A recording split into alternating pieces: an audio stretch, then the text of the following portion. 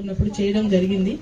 మళ్ళీ నాకు అదే రకంగా కనిపిస్తోంది. ఏంటంటే ఒక గ్రామం తీసుకొని ఆ గ్రామంలోని గ్రామస్తులకి, వ్యవసాయదారులకి, మరి అందరికీ కూడా అవసరమైనది ఏంటి? First ration card. ఆ రేషన్ కార్డు లేక ఎన్నెన్ని సంవత్సరాల నుంచి ఇబ్బంది పడుతున్నారు.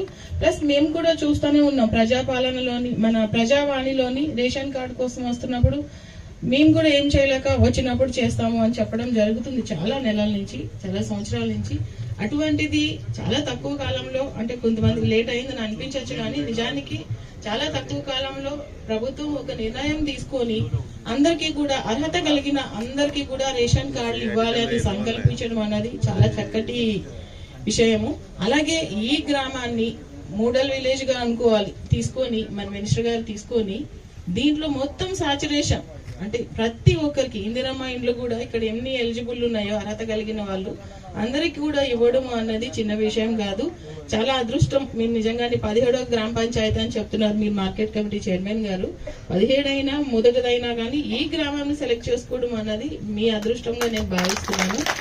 ఈ రోజు రిపబ్లిక్ డే సందర్భంగా మీ అందరికీ కూడా నా శుభాకాంక్షలు తెలియజేస్తున్నాను. అట్లాగే ఈరోజు ఈ ప్రజాపాలన భాగంగా ఈ 4 పథకాల కొత్తగా స్టార్ట్ చేయడానికి మీ గ్రామ ఎంపిక అయిన దానికి మీ అందరికీ కూడా నా శుభాకాంక్షలు తెలియజేస్తున్నాను. సో ఆల్రెడీ మా జేసీ గారు చెప్పినట్ల మినిస్టర్ గారు ఈ కార్యక్రమానికి వస్తామని స్టార్ట్ అయినారు. బట్ సీఎం సార్ది ఒక ముఖ్యమైన ప్రోగ్రాం ఉంది కాబట్టి మళ్ళీ వెళ్ళినారు. సో ఈ గ్రామ సెలెక్ట్ చేయడానికి మంత్రి గారిది చాలా కృషి ఉంది. సో ఇది కొత్తగా ఏర్పడిన గ్రామ పంచాయతీ ఉంది.